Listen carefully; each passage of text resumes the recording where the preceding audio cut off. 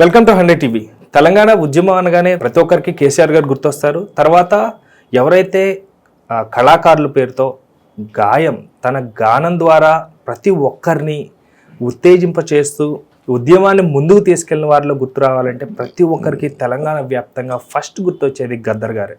అయితే పద్మ అవార్డుల విషయంలో గద్దర్ గారు ఈ సందర్భంలో ఎందుకు ఇంత రాద్ధాంతం జరుగుతుంది, అది కూడా బండి సంజయ్ గారు మాట్లాడటం జరుగుతుంది, ఎందుకు ఇవ్వాలి అంటూ కూడా క్వశ్చన్ చేస్తూ జరుగుతుంది. అయితే దానికి సంబంధించినటువంటి విషయాలు మనతో మాట్లాడడానికి political and cine journalist Jagdev గారు ఉన్నారు. సార్తో మాట్లాడతాం. నమస్తే అండి. నమస్తే. సో ప్రస్తుతం గద్దర్ గారికి పద్మ అవార్డుల విషయంలో ఎందుకు ఇంత రచన నడుస్తుందండి, అసలు విషయం ఏంటి? పద్మ అవార్డ్స్ ప్రకటించారు.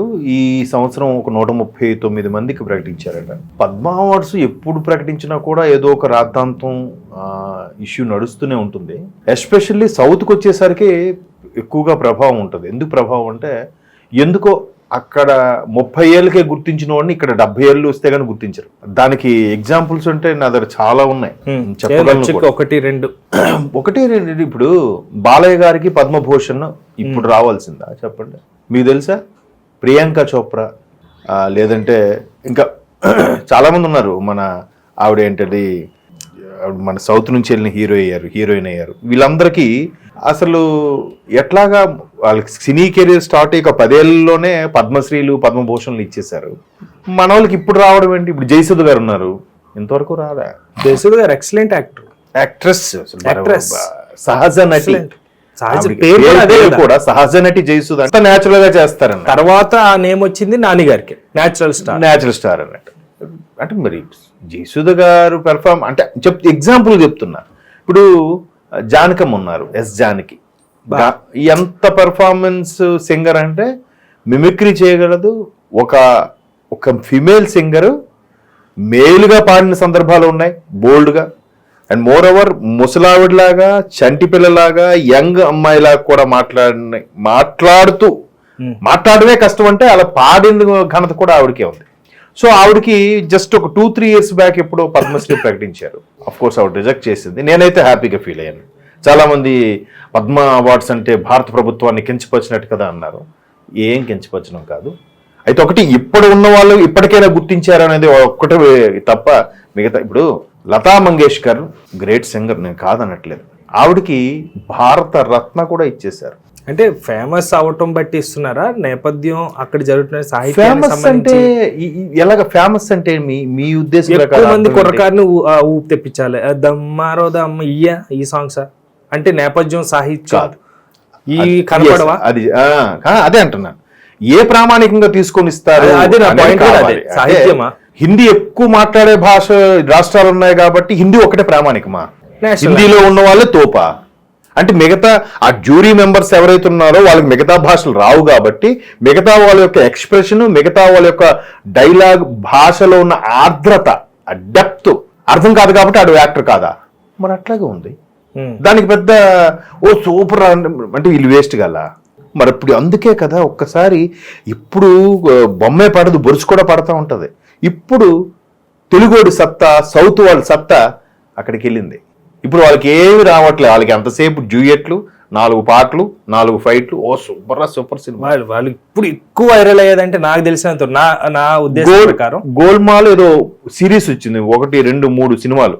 అదంటే వాళ్ళకి బీభత్సమైన కాబట్టి అబ్బా సూపర్ ఉంటారా. అది ఎప్పుడు తెలుసా? నేను చెడ్డీలు కట్టక ముందు మన జంధ్యాల గారు లాంటి డైరెక్టర్లు ఎప్పుడో వాడేశారు అలాంటి కామెడీ. అది వాళ్ళకి ఇప్పుడు వచ్చింది, అది సూపర్ అంట. జంధ్యాల గారు, సిరివెన్నెల గారు సాంగ్స్ డిఫరెంట్ లాంగ్వేజెస్ లో పాడి సూపర్ వైరల్ అవుతున్నాయి ఇప్పుడు.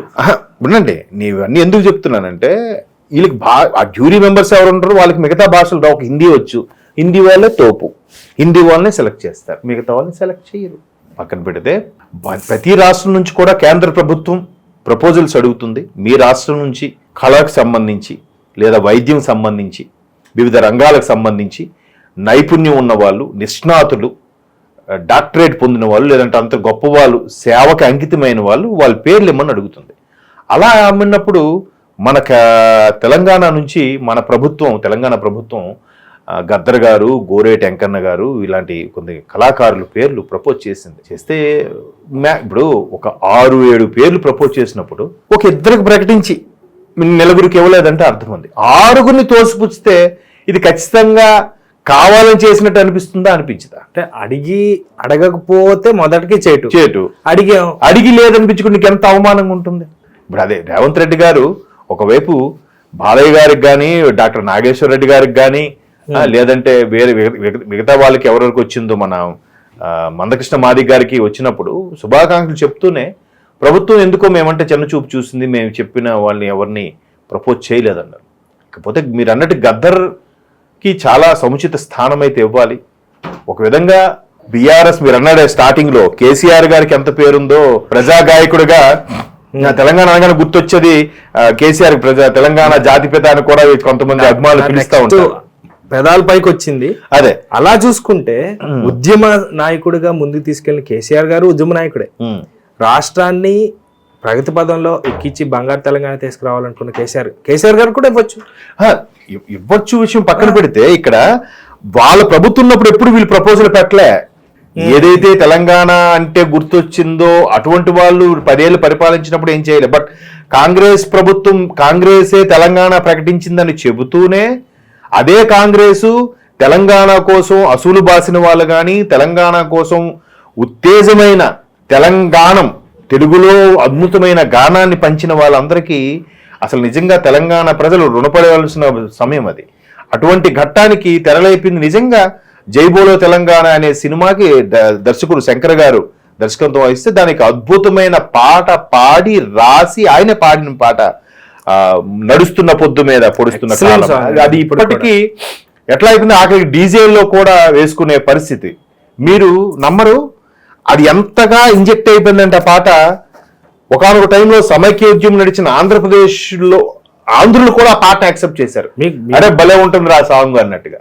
మీరు ఇప్పుడు క్లారిటీ ఇచ్చేంత వరకు నేను అడిగితే క్వశ్చన్ అదే తప్పయ్యేదేమో. అది తెలంగాణ సాంగ్ అని అనుకుంటున్నాను ఎప్పుడు కూడా. పొడుస్తున్న పొద్దు మీద ఎక్సలెంట్ సాంగ్ అండి, ఎక్సలెంట్.